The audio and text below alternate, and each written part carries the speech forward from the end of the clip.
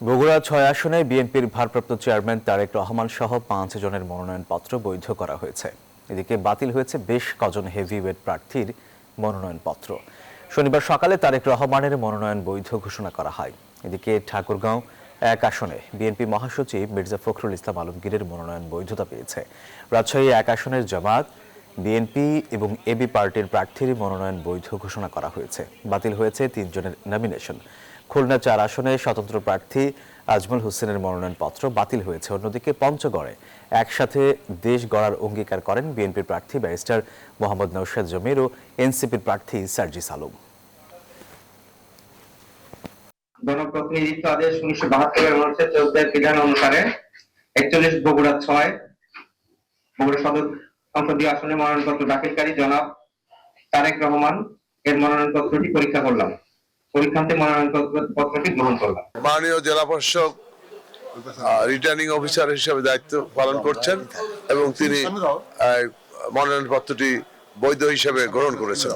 আমরা খুশি, অত্যন্ত খুশি, বগুড়াবাসী খুশি। দর্শক, মনোনয়নপত্র যাচাই বাছাই নিয়ে আরো জানাতে এই মুহূর্তে যুক্ত হচ্ছেন আমাদের সহকর্মীরা। শুরুতেই যাচ্ছে রাজধানীর আগারগাঁওয়ে নির্বাচন কমিশনে, সেখানে আছেন সহকর্মী অন্তরা বিশ্বাস। অন্তরা, আজ কারা নির্বাচনের মাঠে সবুজ সংকেত পেলেন আর কাদের মনোনয়নপত্র বাতিল হলো, সব মিলিয়ে জানাবেন। ঢাকার যে 20টি আসন রয়েছে সেই 20টি আসনেরই আজকেই কিন্তু মনোনয়নপত্র যাচাই বাছাইয়ের যে কাজ সেটি শেষ করা হবে বলে আমরা জেনেছি এবং এরই মধ্যে বেশ কয়েকটি আসনের বৈধতার বিষয়ে আমরা জানতে পেরেছি। তার মধ্যে একটি হচ্ছে ঢাকা 15 আসন। এখানে রয়েছেন হেভিওয়েট প্রার্থী জামায়াতে ইসলামের আমির শফিকুর রহমান।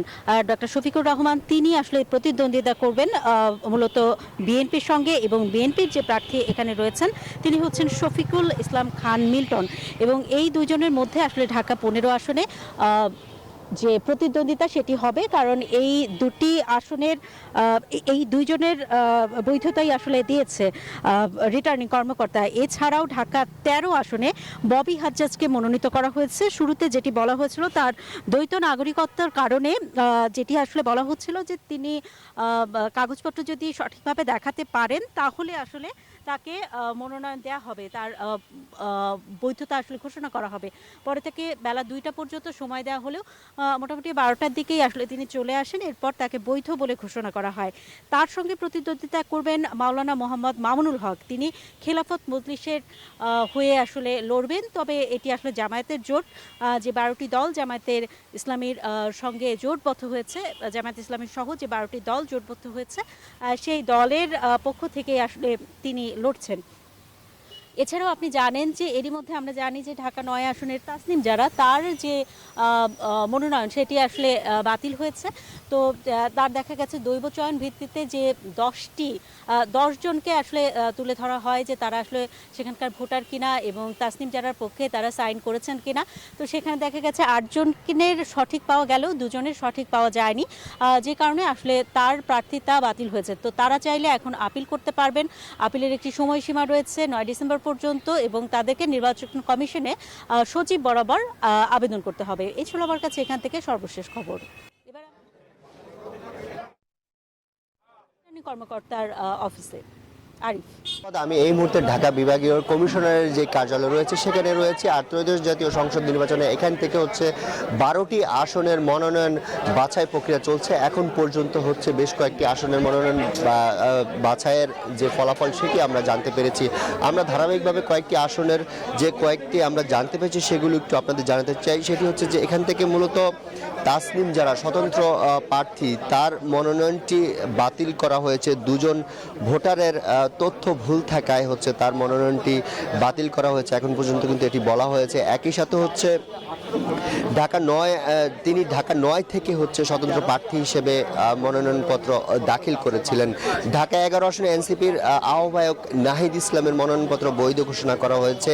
এছাড়া হচ্ছে বৈধ ঘোষণা করা হয়েছে ঢাকা 8 আসনের এনসিপির প্রার্থী নাসিরউদ্দিন পাটোয়ারির মনোনয়নপত্র। একই সাথে হচ্ছে মির্জা আব্বাস তার মনোনয়নপত্র বৈধ ঘোষণা করা হয়েছে। একই সাথে হচ্ছে এখান থেকে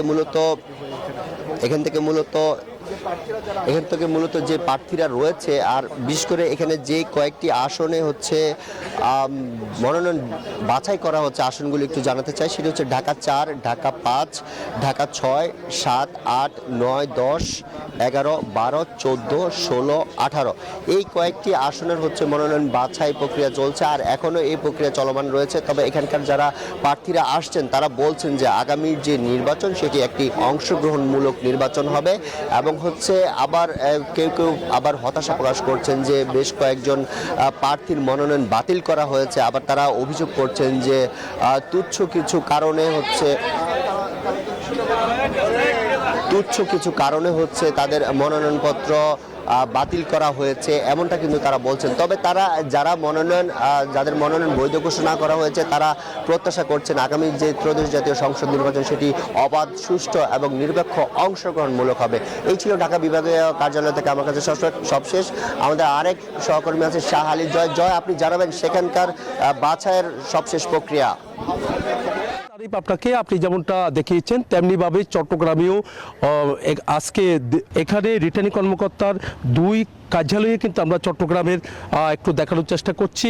এখানে চট্টগ্রাম 5 আসন বলতে যে হাটহাজারী আসনে মীর হেলালের মনোনয়ন বৈধতা ঘোষণা করা হয়েছে। তবে ব্যারিস্টার আনিসের মনোনয়ন কিন্তু আমরা দেখেছি এখানে বাতিল ঘোষণা করা হয়েছে।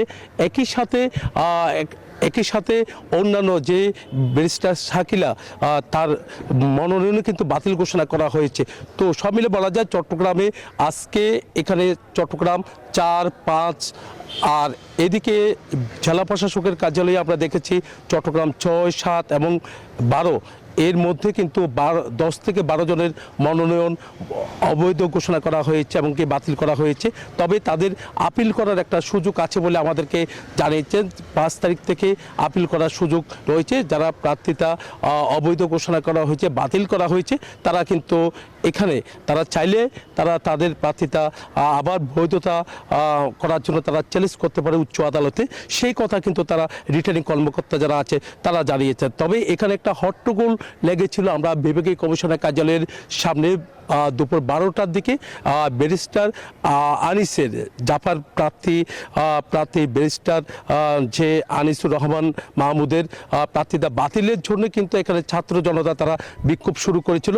বিক্ষোভ করে আমরা দেখেছি এখানে তাদের বিক্ষোভ করে তার প্রার্থিতা বাতিলের জন্য। তবে পরবর্তীতে কিন্তু আমরা দেখেছি তার প্রার্থিতা বাতিল করা হয়েছে।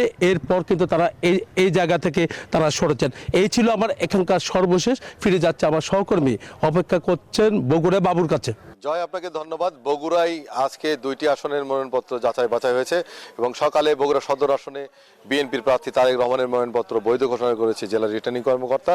এর পাশাপাশি বগুড়ার 7 আসনে বিএনপির চেয়ারপারসন বেগম খালেদা জিয়া মৃত্যুজনিত কারণে তার মনোনয়নপত্র সংক্রান্ত কার্যক্রম সমাপ্ত ঘোষণা করে সেখানে বিএনপির বিকল্প প্রার্থী মোর্শেদ মিল্টনকে তারা বৈধ ঘোষণা করেছে। এছাড়া সদর আসনে জামাতের প্রার্থী আবিদুর রহমান সোহেল, গাবতলী আসনে জামাতের প্রার্থী গোলাম রব্বানী সহ 5 জন প্রার্থীর মনোনয়নপত্র বৈধ ঘোষণা করেছেন এবং 4 জন প্রার্থী, বাসদ প্রার্থী, মুসলিম লীগ প্রার্থী এবং ইসলামী আন্দোলন প্রার্থীর মনোনয়নপত্র এবং একজন স্বতন্ত্র প্রার্থীর মনোনয়নপত্র বাতিল বলে ঘোষণা করেছেন। এর আগে গতকাল বগুড়ার 2 আসনে নাগরিক ঐক্যের প্রার্থী মাহমুদুর রহমান মান্না এবং জাতীয় পার্টির প্রেসিডিয়াম সদস্য শরীফুল ইসলাম জিনার মনোনয়নপত্র বাতিল হয়েছে। সব মিলিয়ে আজ দুপুর পর্যন্ত 5টি আসনের মনোনয়নপত্র যাচাই বাছাই হয়েছে।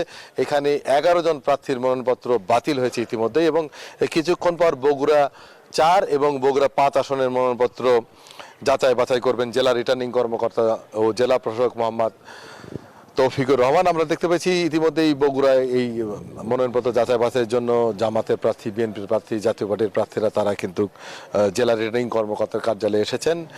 কিছুক্ষণের মধ্যেই সেই মনোনয়নপত্র যাচাই বাছাই হবে এবং বিএনপির প্রার্থী তারেক রহমানের মনোনয়নপত্র বৈধ হয়। নেতাকর্মীরা কিন্তু উচ্ছ্বাস প্রকাশ করেছে। এছাড়া জামাত সহ অন্যান্য দলের প্রার্থীদেরও মনোনয়নপত্র যাচাই বাছাই করে বৈধ ঘোষণা করেছেন। সব মিলে আজকে 10 জন প্রার্থীর মধ্যে 9 জন প্রার্থীর মনোনয়নপত্র যাচাই করেছেন। এর মধ্যে 5 জনের বৈধ এবং 4 জনেরটা বাতিল হয়েছে। এই ছিল বগুড়া থেকে সর্বশেষ। একই খবর জানতে যাব বরিশালের সহকর্মী সাইফুর রহমান মেরনের কাছে।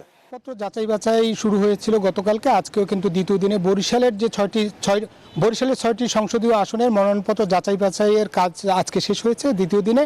এবং আমরা একটু জানিয়ে রাখি, আজকে দ্বিতীয় দিনে 25টি মনোনয়নপত্র যাচাই বাছাই করেছে। তার মধ্যে 4টি মনোনয়নপত্র বাতিল করা হয়েছে এবং 8টি মনোনয়নপত্র স্থগিত করেছে রিটার্নিং কর্মকর্তা। যদি আমরা একটু জানিয়ে রাখি যে বরিশালের এই পর্যন্ত অর্থাৎ 6টি মনোনয়নপত্র কিন্তু বাতিল করা হয়েছে এবং 10 জনের মনোনয়নপত্র স্থগিত করেছে রিটার্নিং কর্মকর্তা। বরিশালের 6টি সংসদীয় আসনের মধ্যে আজকে 1, 2, 3 এই 3টি সংসদীয় আসনের 25টি মনোনয়নপত্র যাচাই বাছাই করা হয়েছে।